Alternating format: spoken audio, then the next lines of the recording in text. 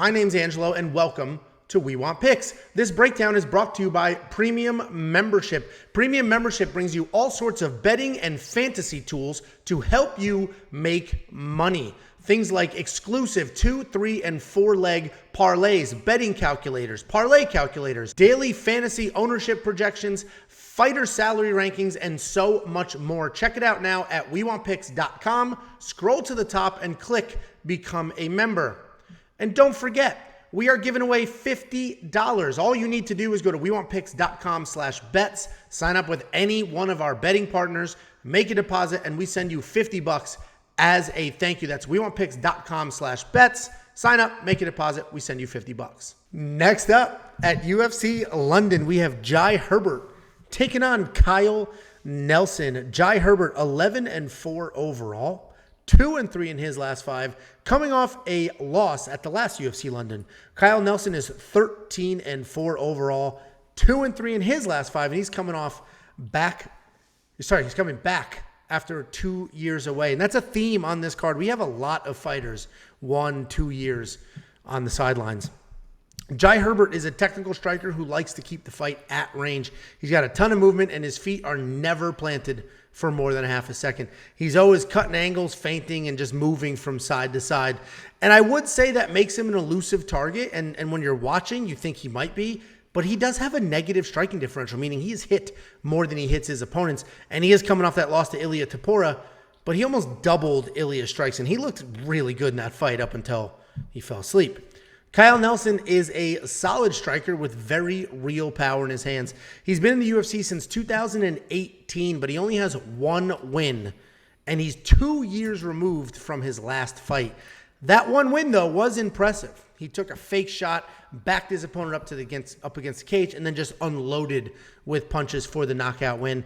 And we have not seen much of it in the UFC, but he does have solid takedown defense. He does a really good job reversing his opponent's shot. So if you take a shot, he'll do a nice whizzer in there, throw his hips in really well and end up on top, or even just a good old-fashioned sprawl, stuff the head, spin behind. So he works really well off of your shots. Jai Herbert's sitting here at almost a 3-1 favorite, and I get how that happened, right? People see Kyle's 1-3 in the UFC. He's coming off a knockout loss, 2 years away from the cage. But let's not forget, Jai Herbert is also coming off of a knockout loss, and that was against, yes, Ilia Topuria, who I am very high on, but Ilia's a 145-pounder, and Ilia took that on short notice. So he went up in weight on short notice and put Jai to sleep. I think both of these guys have very real power. Both of them are honestly live for a knockout. I mean, we just watched Jai get knocked out. It's not like he has this iron chin and it can't happen. Nelson is one of a handful of fighters on this card coming back after a year or more away. It's always tough breaking those down because you just don't know what that person is going to look like. If Kyle Nelson has spent the last 2 years tightening up his striking defense and his wrestling offense, he's a killer in this fight. But if he's the same fighter now that we saw 2 years ago, then Jai's just going to go ahead and pick him apart. I'm going to go with Jai here because even in that loss to Ilia, he looked sharp before he was knocked out. But this is another, I don't know if I'm going to bet fight, right? I am confident in Jai, but we just watched him get knocked out cold by a 145-pounder. That's not nothing. That's not nothing. What do you think, Jacob? Yeah, a little hand sanitizer, boy. Little hand sanitizer, boy. I'll be right back. Listen. Do your thing. Listen, that fight was actually pretty wild because Jai was literally, he tried to walk off, celebrate that KO versus Ilia, little hand sanitizer boy. And he really ruined his moment because he was supposed to be the savior of all of England. Obviously, Ilia had that moment with Paddy, da body.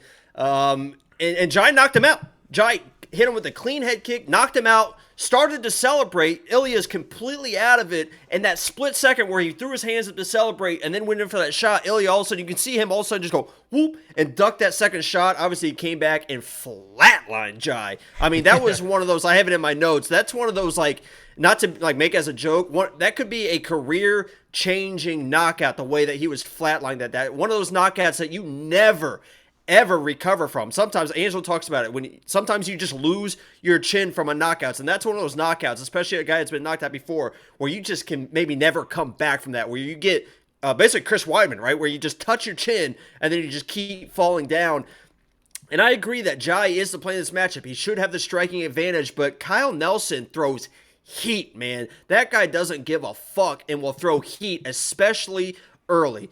He does get tired because he throws big bombs, but if you're Jai in this matchup, man, you got to avoid getting into brawls in the first round. You're going to have a length advantage. You're the more technical striker. Throw your jabs out there. Throw some front kicks out there. Keep your distance in the first round.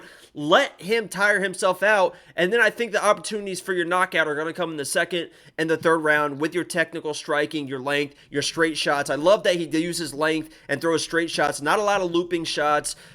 This should be a Jai play all the way. But that knockout scares the living hell out of me. The way that Kyle Nelson throws heat, I agree. I think you mentioned you're not going to put anything on Jai, not anything on this fight, because it is a big, big question mark, man. Jai should dominate this fight in the striking, but if his chin doesn't hold up and Kyle clips him a little bit, it's going to be lights out for him. So I would stay away from this. I think the odds are a little bit wide. It should be probably maybe a minus 150. If you want to play Jai, that's fine. If you guys are doing like your whole London card parlay, which everyone said they hit last time, even though Jai and what's his name? Oh, there's so many liars, dude. It's so funny doing this. Every Sunday, not to attack the people, but every Sunday, how many comments do we get? Oh, I went 11-1, just missed one. I made $48,000. You're not watching our videos, getting our picks. You're making $48,000 a weekend. It's ridiculous. What are you lying for? We're all in this together. Yeah, there's so many people that are like, I played the London parlay last time and I won everything. It's like, well, 2 people that were from London lost, so that makes sense to me. Or UK people or whatever, so that makes sense to me. But long story short, my pick is Jai. I worry about his chin, but he honestly should dominate this matchup. But we'll see what happens. Kyle's live, especially in the first round, guys. Yeah, I completely agree. Jai should not be in parlays and things like that. But this could definitely be a fight does not go the distance. Right? Because both of these guys can get put out. Both of them. It's minus 270. I actually was going to play that, and I was like, minus 270. I was like, that's not maybe. Yeah, maybe. I mean, minus 270 is... Actually, that's one of the... We have the betting calculator on the premium service, which will convert that to probability. So you can say, oh, minus 270 means 76%. I'm making that up. 76% of the time, and this fight does not go to the scorecards. Maybe, maybe not. You guys know I'm very conservative with the betting. I don't like betting for finishes. I don't know. Anyway, those are usually my live bets. I want finishes, but I hate last week betting live watching the main card live stream fight companion 6 unit does not go the distance. We felt good about it. We hit it. Jai Herbert $9,000. Man, it's so tricky because I don't think so. I do think he wins. But I don't know. I just don't know. I haven't built my lineup yet because I haven't. So much money to spend.